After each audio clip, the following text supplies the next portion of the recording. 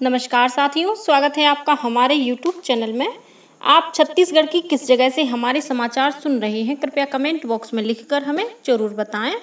साथ ही हमारे चैनल को सब्सक्राइब करना ना भूलें। रायपुर से प्रस्तुत हैं छत्तीसगढ़ के प्रादेशिक समाचारों के साथ में रजनी शुक्ला। पहले मुख्य समाचार। राजस्व प्रकरणों के निराकरण के लिए प्रदेश में 6 से 20 जुलाई तक राजस्व पखवाड़ा आयोजित किया जाएगा। केंद्र सरकार ने छत्तीसगढ़ में राष्ट्रीय राजमार्गों के उन्नयन और चौड़ीकरण के लिए 3000 करोड़ रुपए से अधिक का प्रावधान किया है। नीति आयोग की ओर से छत्तीसगढ़ सहित देश भर के आकांक्षी जिलों में आज से संपूर्णता अभियान चलाया जाएगा और भारतीय थल सेना आगामी 5 और 6 अक्टूबर को रायपुर में नो योर आर्मी कार्यक्रम का आयोजन करेगी। अब समाचार विस्तार से। राजस्व प्रकरणों के निराकरण के लिए प्रदेश में 6 से 20 जुलाई तक राजस्व पखवाड़ा आयोजित किया जाएगा। राजस्व मंत्री टंकराम वर्मा ने पखवाड़े के दौरान आयोजित होने वाले शिविरों की जानकारी ग्रामीणों को देने के लिए प्रत्येक ग्राम पंचायत में कोटवारों के माध्यम से मुनादी कराने के निर्देश दिए हैं। इन शिविरों में प्राप्त होने वाले आवेदनों जैसे फौती, नामांतरण और बंटवारा अभिलेख त्रुटि सुधार के प्रकरणों का मौके पर ही निराकरण किया जाएगा। इसी तरह आय, जाति, निवास प्रमाण पत्र संबंधी सभी आवेदनों का भी शिविर स्थल पर ही लोक सेवा केंद्र के माध्यम से ऑनलाइन प्रविष्टि और समय सीमा में निराकरण करने के निर्देश दिए गए हैं। इसके अलावा V1 खसरा और किसान किताब के प्राप्त आवेदनों का निराकरण किया जाएगा। शिविर में प्राप्त होने वाले आवेदनों और उन पर की गई कार्रवाई की जानकारी हर दिन निर्धारित प्रपत्र में कार्यालय को उपलब्ध कराने के निर्देश दिए गए हैं। उप मुख्यमंत्री अरुण साव ने कल रायपुर में आयोजित एक पत्रकार वार्ता में बताया कि केंद्रीय सड़क परिवहन और राजमार्ग मंत्रालय द्वारा वर्ष 2024-25 के लिए छत्तीसगढ़ में राष्ट्रीय राजमार्गों के उन्नयन और चौड़ीकरण के 18 कार्यों के लिए 3321 करोड़ रुपए का प्रावधान किया गया है। यह पिछले 5 वर्षों की तुलना में लगभग 4 गुना अधिक है। उप मुख्यमंत्री ने बताया कि डबल इंजन की सरकार होने का लाभ अब छत्तीसगढ़ की जनता को मिलना शुरू हो गया है। उन्होंने बताया कि केंद्र सरकार ने छत्तीसगढ़ में 1106 किलोमीटर सड़कों के सर्वेक्षण और DPR के लिए 35 करोड़ रुपए का प्रावधान किया है।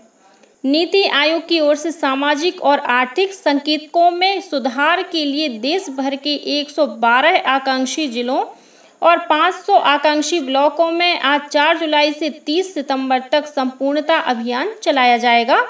इसमें छत्तीसगढ़ के भी 10 आकांक्षी जिलों के साथ ही संबंधित ब्लॉक शामिल हैं। इसी कड़ी में नारायणपुर जिले के हाट बाजारों में आज से संपूर्णता अभियान चलाया जाएगा। इसके तहत शिविर लगाकर ओरछा और नारायणपुर क्षेत्र के लोगों को सरकार की योजनाओं की जानकारी दी जाएगी। कलेक्टर विपिन माझी ने जिले के पहुंच विहीन क्षेत्रों के हाट बाजारों में शिविर लगाकर लोगों को कृषि, स्वास्थ्य, उद्यानिकी, शिक्षा, NRLM विभागों द्वारा संचालित योजनाओं से लाभान्वित करने के निर्देश दिए हैं। जिले में संपूर्णता अभियान शिविर का आयोजन 6 जुलाई को कोहिकामेटा में, 8 जुलाई को आकाबेड़ा में और 10 जुलाई को ग्राम पंचायत ओरछा में किया जाएगा। महिलाओं की सुरक्षा के लिए प्रदेश के सभी जिला मुख्यालयों में महिला पिंक थाने खोले जाएंगे। उप मुख्यमंत्री विजय शर्मा ने कल रायपुर में विभागीय बैठक के दौरान महिला पिंक थाने शुरू करने की तैयारियों की समीक्षा की। उन्होंने कहा कि यह थाने महिलाओं के लिए सुरक्षित और सहयोगात्मक वातावरण सुनिश्चित करने के लिए स्थापित किए जाएंगे। बैठक में उप मुख्यमंत्री ने छत्तीसगढ़ रोजगार ऐप के प्रचार प्रसार करने के निर्देश दिए, जिससे कहीं से भी रोजगार सहायता के लिए पंजीयन, नवीनीकरण और अपडेशन का कार्य ऑनलाइन किया जा सके। सहकारिता मंत्री केदार कश्यप ने कहा है कि प्रदेश के सभी सहकारी बैंकों को आदर्श बैंक के रूप में विकसित किया जाए। श्री कश्यप की अध्यक्षता में कल रायपुर में विभागीय समीक्षा बैठक आयोजित की गई। उन्होंने कहा कि धान बेचने के बाद किसानों को खुद का पैसा निकालने के लिए परेशानियों का सामना करना पड़ता है, जिससे शासन की छवि खराब होती है। उन्होंने अधिकारियों से कहा कि बैंकों में पैसा निकालने के लिए आने वाले किसानों को प्राइवेट बैंक के जैसे सभी तरह की सुविधा मुहैया कराई जाए। श्री कश्यप ने किसानों को तात्कालिक रूप से राशि उपलब्ध कराने के लिए माइक्रो एटीएम की सुविधा को सुदृढ़ करने के निर्देश दिए। राजस्व मंत्री टंकराम वर्मा ने कल बलौदा बाजार के जिला कार्यालय परिसर में नीम का पेड़ लगाकर एक पेड़ अपनी मां के नाम अभियान की शुरुआत की। इस मौके पर राजस्व मंत्री ने स्कूली बच्चों को पर्यावरण संरक्षण से जोड़ने के लिए एक पेड़ अपनी मां के नाम पर लगाने की अपील की।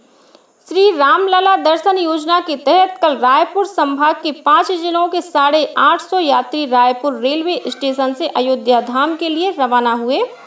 स्वास्थ्य मंत्री श्याम बिहारी जायसवाल, विधायक पुरंदर मिश्रा और अनुज शर्मा ने इस ट्रेन को हरी झंडी दिखाकर रवाना किया। इस अवसर पर स्वास्थ्य मंत्री श्याम बिहारी जायसवाल ने तीर्थ यात्रियों को शुभकामनाएं दी। यह यात्री काशी विश्वनाथ का दर्शन करने के बाद अयोध्या में रामलला के दर्शन करेंगे। भारतीय थल सेना आगामी 5 और 6 अक्टूबर को रायपुर में नो योर आर्मी कार्यक्रम का आयोजन करेगी। यह जानकारी थल सेना के ब्रिगेडियर अमन आनंद ने कल मुख्यमंत्री विष्णुदेव साय से मुलाकात के दौरान दी।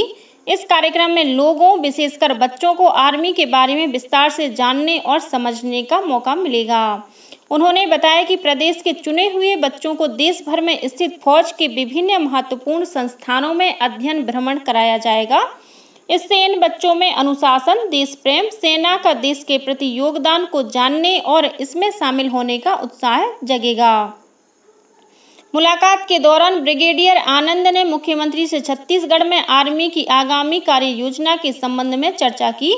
ब्रिगेडियर आनंद वर्तमान में भारतीय थल सेना के छत्तीसगढ़ और ओडिशा सब एरिया के कमांडर हैं।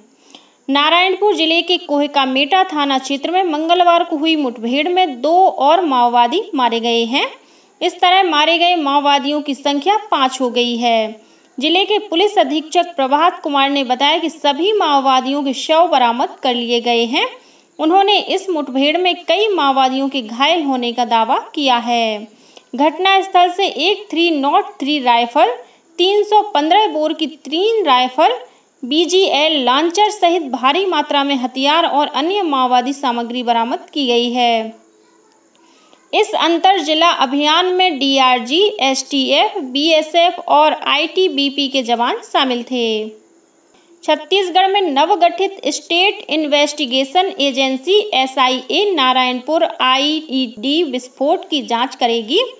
ये जांच एजेंसी के गठन के बाद उसकी पहली जांच होगी। गौरतलब है कि नारायणपुर जिले में बीते 14 जून को हुए विस्फोट में ITBP के 2 जवान घायल हो गए थे। टीम जल्द ही नारायणपुर के कुतुल मोहंदी का दौरा करके घटनास्थल की जांच करेगी। साथ ही हादसे में घायल जवानों से पूछताछ भी की जाएगी। छत्तीसगढ़ में पुलिस विभाग में SI, प्लाटून कमांडर और सूबेदार के 370 पदों पर भर्ती के लिए आयोजित शारीरिक दक्षता परीक्षा की तारीखों की घोषणा कर दी गई है। यह परीक्षा 9 जुलाई को रायपुर स्थित स्वामी विवेकानंद स्टेडियम में सुबह 7 बजे से आयोजित की जाएगी।